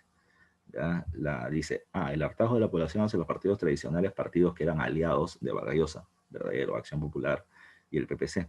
La excesiva sinceridad de Vargas Llosa sobre los efectos del shock, que dice, te van a botar su trabajo, y los precios de los productos van a subir, etcétera. La gente entró en temor con ello. Dice, el respaldo de los apristas e izquierda a Fujimori en la segunda vuelta electoral. Sí, porque preferían a Fujimori antes que el show económico. Así que la clave es la D de dedito. Pregunta 2, el gobierno de Fujimori se caracterizó por, ¿ya? Dice ahí, y dice, una combinación de autoritarismo con políticas proteccionistas. Autoritarismo con proteccionismo. Autoritarismo sí, pero proteccionismo no, porque tiene unas medidas muy liberales. La B, una combinación de democracia con liberalismo. Democracia no. Eso hubiese sido lo ideal, ¿no? Dice C, una combinación de liberalismo económico con autoritarismo. Eso está mejor. Y una combinación de políticas proteccionistas, proteccionista no. La clave termina siendo la C de casa. ¿Ya? La C de casa. No la D, sino la C de casa.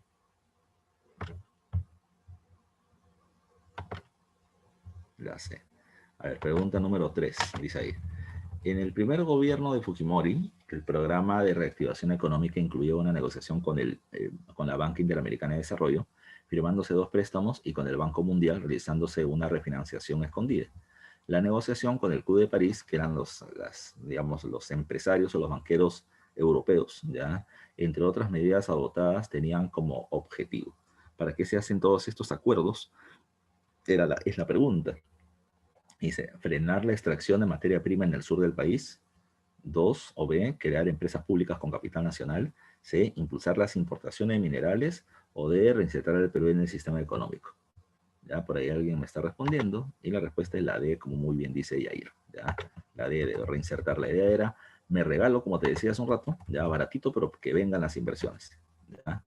La pregunta 4 es una pregunta larga, ¿ya? Y es un texto donde se pone, ¿no? Dice, durante el gobierno de Fujimori se caracterizó por una serie de normas que modificaron el marco legal laboral, ¿ya? Marco legal laboral.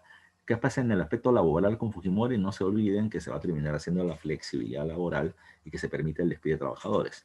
Dice, en el 91 se produce el decreto 650 que reformó el régimen de compensación por tiempo de servicio, o CTS, estableciendo la obligación del empleador de efectuar correspondientes depósitos, como hasta ahora, ¿no?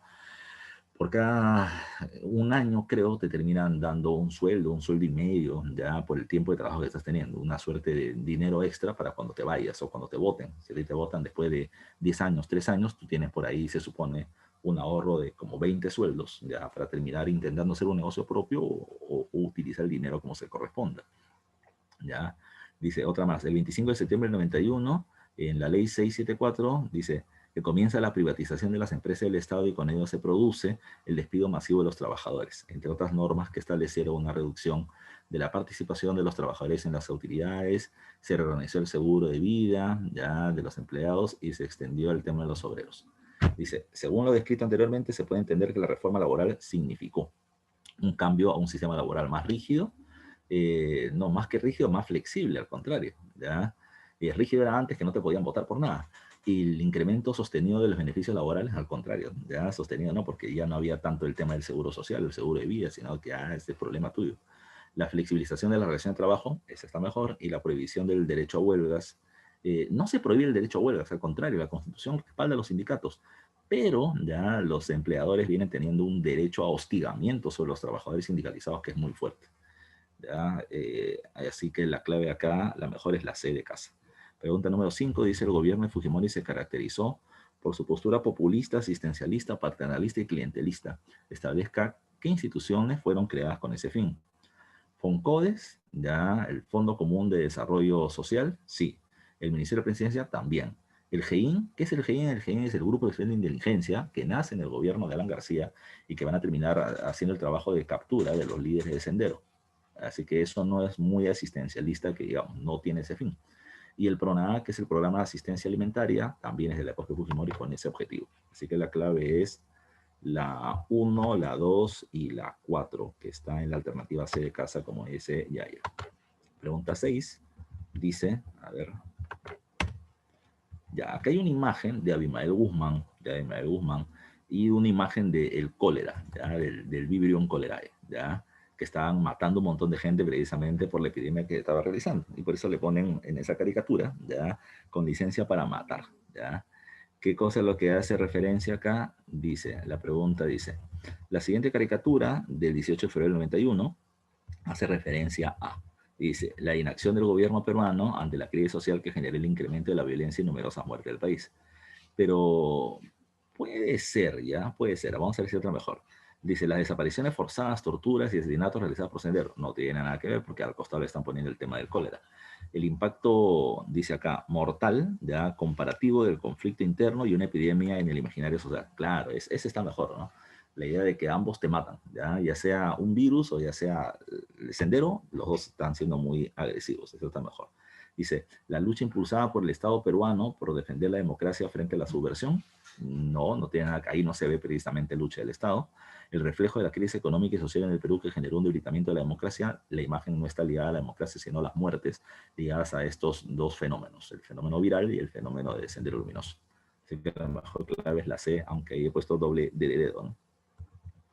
Pregunta 7 dice, y dice, es un discurso, ¿no? Es un discurso, es el discurso de Fujimori el día que da el autogolpe, dice.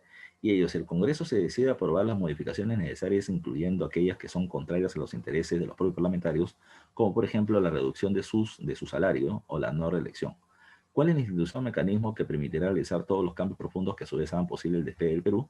Sin duda una, ni el Parlamento ni el Poder Judicial son hoy por hoy agentes de cambio, sino más bien freno la transformación. O sea, yo puedo terminar mejorando las cosas, pero ellos no me lo permiten. Como presidente de la República, he constatado directamente todas las anomalías y me he sentido en la responsabilidad de ¿ya? Asumir una actitud de sección para procurar acelerar el proceso de esta reconstrucción nacional. Y es ahí donde viene con su frase, disolver el Congreso. Entonces, la respuesta termina siendo la A. Todo esto que está poniendo es para justificar la disolución del Congreso y del Poder Judicial, de las instituciones que terminaban siendo unas limitantes para su poder. La clave es la A. 8. La reacción de la mayor parte de la ciudadanía respecto al golpe de Estado fue la D. ¿Ya? Y como te decía, la mayor cantidad de gente dijo, está bien que se en ese Congreso miserable y que frena el desarrollo del país. Y la gente asumió eso porque Fujimori lo fue trabajando, no lo dijo de un momento a otro. Entonces fue la de respaldar dicha medida. ¿Ya? La mejor clave es la D. 9. Evento internacional de gran trascendencia que se produce durante el primer gobierno de Fujimori. O sea, ¿qué pasa a nivel internacional importante durante ese periodo? Dice, entró en circulación el euro como moneda entra en circulación en el año 99. Sí, es en el gobierno, pero en la segunda etapa. Cae el muro de Berlín, año 89, todavía estaba García. Ascenso chino como potencia industrial, eso todavía es muy siglo XXI. Desintegración de la URSS, año 91, Fujimori estaba en el gobierno. ¿Ya? De dedo. Dice, para culminar, a pesar de que durante muchos meses el favorito para ganar las elecciones era Vargas Llosa, será Fujimori quien gane. En relación a sus 10 años de gobierno, ya, marque verdadero o falso según corresponde. Vamos a ver los datos. En el 90 se realiza el shock económico, sí, ya. Dice, 92 se captura a los líderes Sendero y el MRTA, también, ya, verdadero. ¿Su gobierno se caracteriza por su lucha frontal contra la corrupción? No, Nica, ya. Fujimori y corrupción son sinónimos, ya. Falso, así que hay clave. Y la D dice, gracias a su gestión, Perú es el vencedor indiscutible de la guerra del Cenepa. Indiscutido no, es muy discutible precisamente que haya sido el vencedor porque Ecuador es el que gana el conflicto, ¿ya? Así que la mejor clave es la C de casa, ¿ya? Así que eso es lo que tenemos que ver hasta hoy, ya me pasé 15 minutos. Nos vemos en la siguiente clase, ya que tenemos que ver el segundo gobierno de Fujimori, Paniagua, Toledo, ¿ya? Acá paramos la transmisión, muchachos, nos vemos en la siguiente clase. Un abrazo para todos.